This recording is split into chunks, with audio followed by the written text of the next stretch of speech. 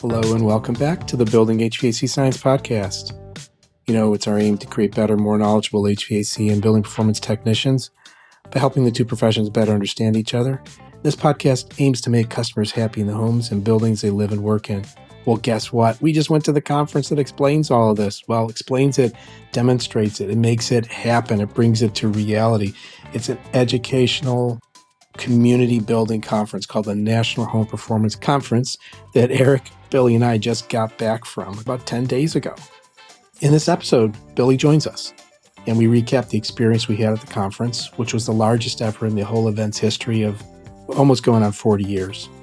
And of course, we reflect on this continued convergence of HVAC and building performance disciplines and how the cross-pollination is finally taking root at scale. One thing we forgot to discuss in the podcast, we were just so eager to get through all our topics and thoughts in our head, we missed talking about Bryn Cooksey. Bryn, he's a tremendous individual from Detroit, Michigan. Bryn did a presentation with Eric called Control Freaks and Winter Peaks, where they talked about heat pumps and control systems and finding out the crucial aspect of heat pump operation that can significantly impact energy efficiency and occupant comfort, and that is heat pump balance points. So apologies to Bryn. We did mention you in the episode, but you were there. You were a big part of the event. Man, I saw you in at least 10 different places, and some of them I thought I saw you in 2 places at once. So keep it up, Bryn. We also talked in the podcast about some new products we've seen, some of the sessions we went to. I give a little explanation about a Faces of Energy Efficiency interview that I did. And we even drawn an industry legend and a newer person to the industry. And we'll let you listen to the episode and figure out who those 2 people are. The next National Performance Conference will be in Columbus, Ohio in 2026. There's a link in the show notes where you can learn more about that. So whether you're a veteran or a first-time attendee, hopefully this recap gets you to think about whole building performance, comfort, health, energy efficiency, use in buildings, and maybe joining us next time at the show in Columbus, Ohio. Okay, let's get into this brief little discussion with Eric, Billy, and I on where building science meets HVAC. Insights from New Orleans. Hello, everyone. Welcome back to the Building HVAC Science podcast. Eric Kaiser over here, Mr. Bill Spohn, an industry legend right over there. Oh, gosh. And special guest today, Billy Spohn, an industry legend in the making right over there. Thanks for having me, guys. Sure. I saw a post on the internet that said you were an industry legend, and everything on the internet is real, right? I guess. Actually, it said Titan. That's the post that I framed. And no, I didn't do that. I misspoke. I'm sorry. We'll have to go back and redo that. Industry Titan. That's okay. I chuckle when I read those kind of things. I'm just trying to do what I do. Sometimes, I guess, do it well. Or good enough. We didn't come to talk about me. We came to talk about it, and that it was the National Home Performance Conference, which was 10 days ago at the time of this recording. It started.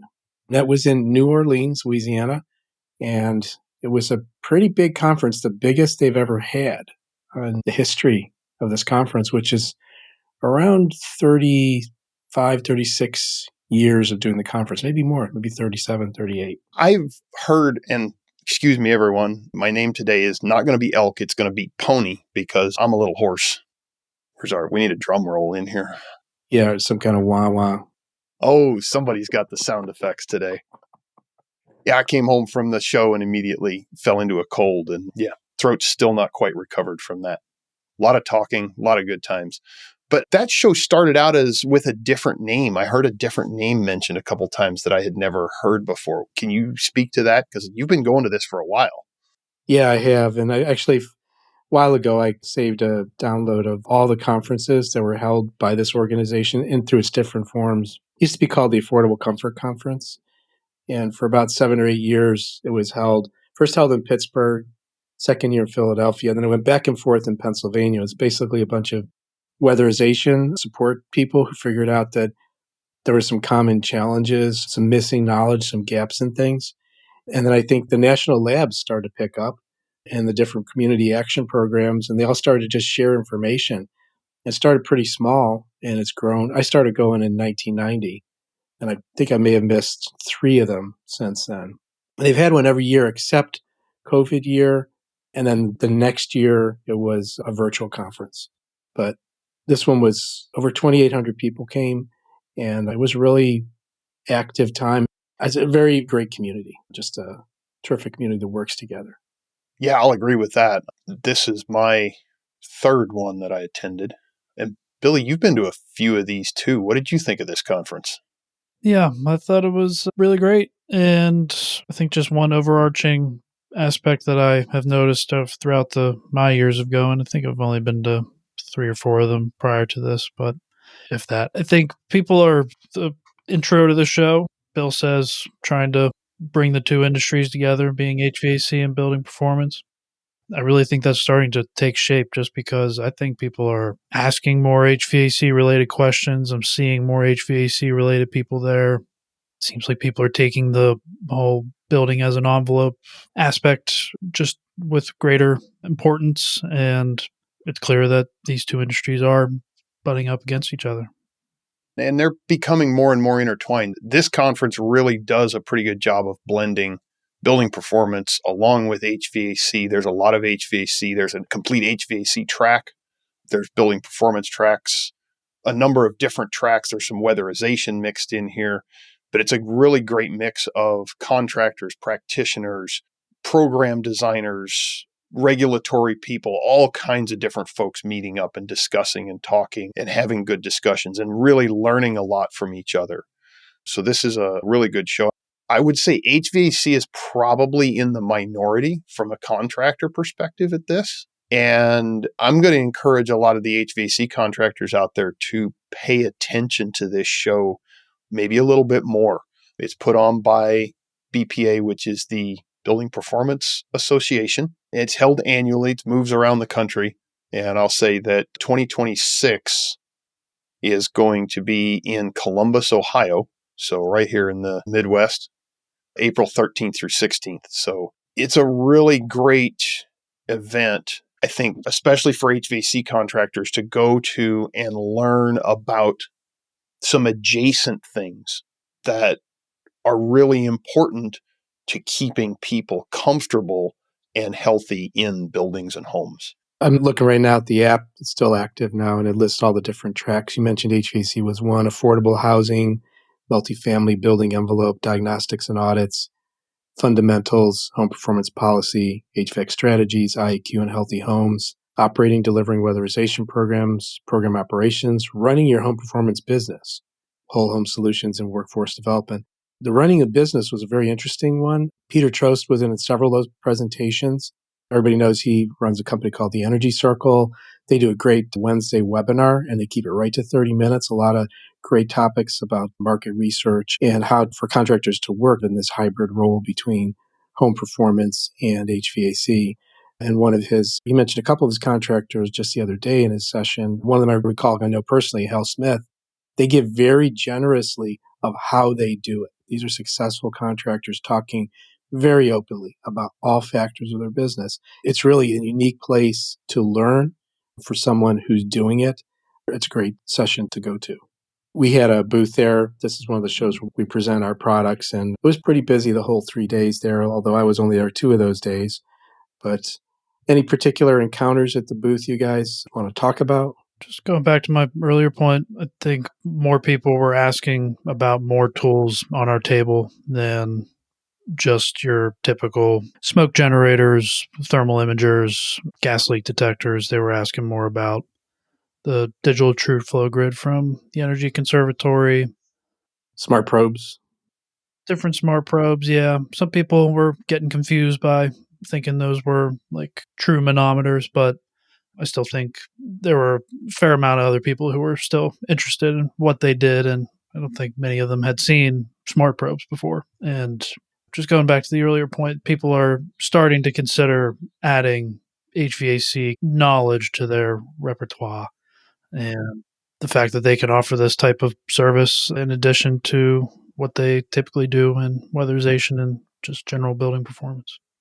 I'm seeing both ways. I'm seeing HVAC contractors looking at adding in some more building performance and shell knowledge and how the air and moves through a house and how the heat moves through a house and a structure. And I'm seeing some of the building performance contractors looking at, hey, we need to have a better control over the air and the heat in the space by doing better quality HVAC, whether that is design work, sizing work, repair work, maintenance work.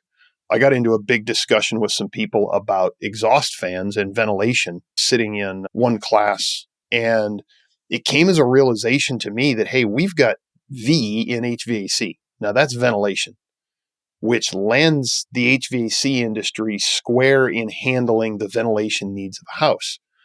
And the point was made in the class that nobody really does ventilation maintenance. In a lot of houses, the ventilation is done through exhaust-only ventilation in bath fans.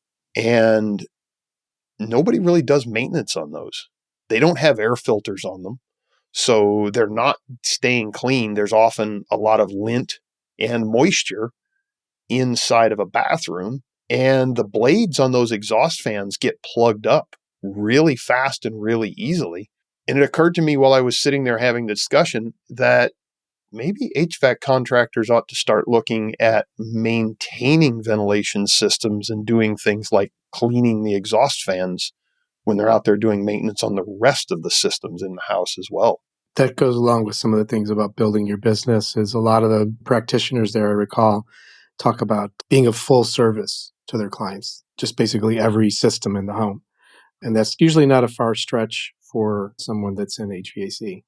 Yeah, I mean, HVAC touches a lot of systems in a home to start with. And I think taking the next step, we're already doing a lot of cleaning.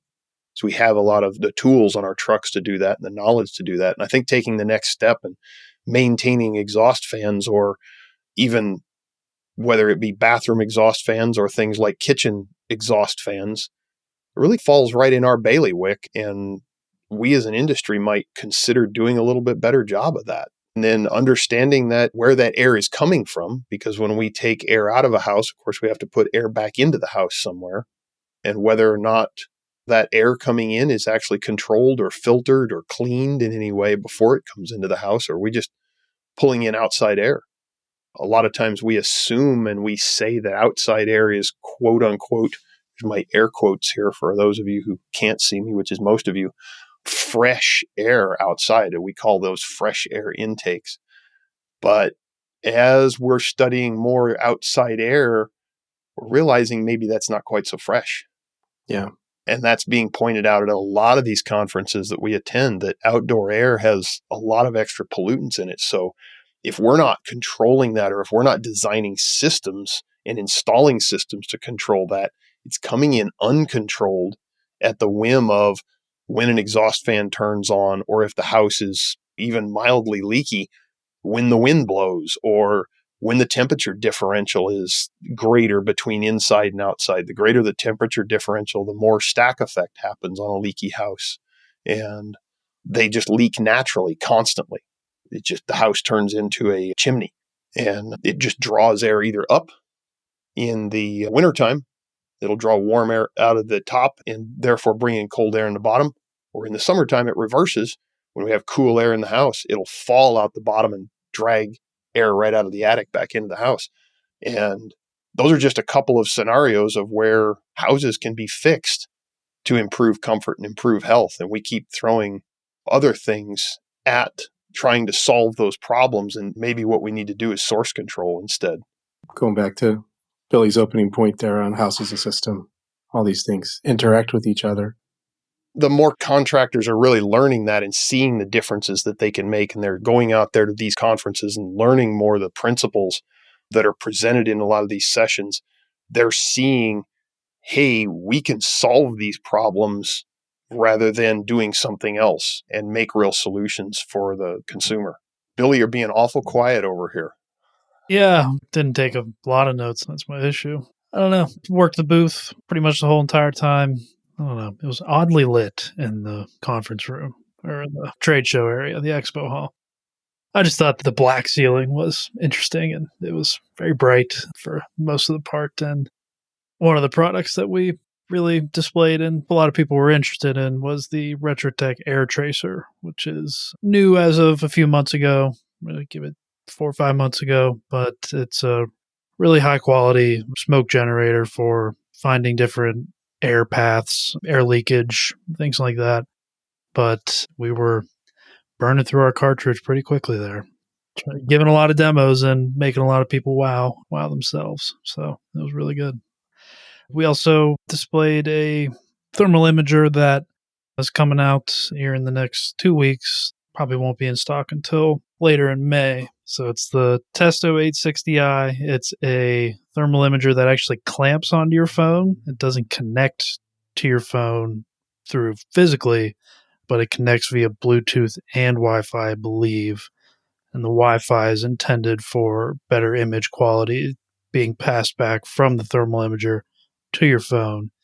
And as we stand today, I think that camera will be about $480, which is really pretty good for how high quality it is and how compact and generally useful it is. And yeah, a lot of people were interested in that, in the Hike Micro cameras being thermal imager. But I did this little thing, the AES, for people who had been to the conference before, like what was the impact of the conference on you? I'll give away a little preview. They did like a little video interview called The Faces of Energy Efficiency. And I said, if it weren't for this conference, because this happened like way early in my career, I wouldn't have a business, I wouldn't have a house, and I wouldn't have a podcast because I knew nothing about home performance, weatherization, this whole energy efficiency, electrification, and it just implanted at me at a time in my career where I was still making products and understanding how they got applied to the market. Very true for me. I used a lot of concepts and people, ideas from people to help build my house. We've had a lot of people from that conference on the podcast, and TruTech Tools is really a place that we created to help the home performance technician get the tools all in one place. And that was actually at the suggestion of the former CEO of BPI, Larry Zarker. Those words were his exact words to me in around early 2008. We need a one-stop shop to get all the tools needed for home performance to make this industry grow. So I feel like, yes, Larry, I did it. Well, that's pretty neat. That's another piece of the TruTech history that I didn't know about. Yeah. Cool to learn that tidbit along with everybody else here listening. And it's amazing because I think we've done or you two especially have done a pretty good job of that. I've come on a little bit later in the TruTech game, but excited to help continue that legacy go forward and make that happen in the world and help people learn a little bit more about how to combine these two things that have historically been very separated, but are so interlaced once we start figuring things out. There were some real good industry legends there. One of them, of course, being Bill Spohn, or Titans, as the case may be. But John Tooley of the Mad Air papers was there and gave a presentation, which unfortunately I didn't get to see this time. I saw him last year and saw his presentation last year at the conference. But that's the mechanical air distribution and interacting relationships is the Mad Air. What's the Mad Air acronym? But that paper was done in the mid to late 1980s, I think, was when it was published. Yep. John and Neil Moyer published that. And that paper still today drives a lot of the actions of what I see as very forward-thinking contractors that are in the HVAC space, as well as a lot of what the weatherization and building performance professionals have done for a lot of years. I'll give a shout out to Genry Garcia. He screenshots from that paper so much. And it's like, wait, another thing. And it totally relates to the work that he does and makes him a better contractor. So it's that kind of thing. It's this crossover relationship. And if you don't know Genry, you should get to know Genry.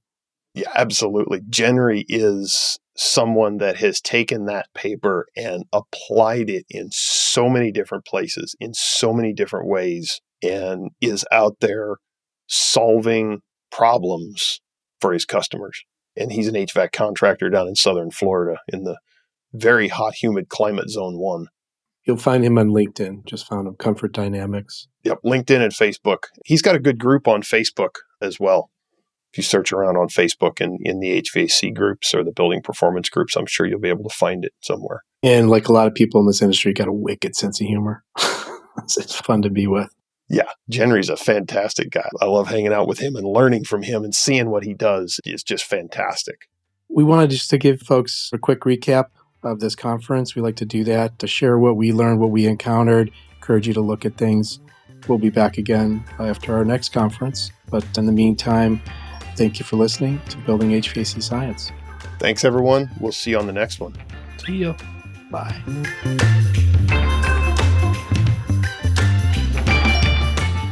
Appreciate you tuning in to the Building HVAC Science podcast. This podcast is a production of TruTech Tools Limited. In full disclosure, I'm the owner of TruTech, and the opinions expressed are those of my guests, my co-host, or myself, depending on who is speaking, of course. And if you're in the market for any tools or test instruments, we got a couple links, or at least one link in the show notes. You can look at what TruTech Tools, TruTechTools.com carries. You can use an offer code HVACBS for a nice discount. There's a lot of great resources out there and influencers, including AC Service Tech, Measure Quick, HVACX, Misfits of HVAC, HVACR School, HVAC Shop Talk, Stephen Reardon, HVAC Reefer Guide, Tool Pro, Service Business Mastery, Quality HVAC, HVAC Overtime, HVACR Videos, the HVAC Grapevine, and HomeDiagnosis.tv. All great individuals putting out a lot of great content to help you learn in a variety of different ways. We hope you enjoyed this episode, and we get you back next time to listen to more Building HVAC Science. Take care.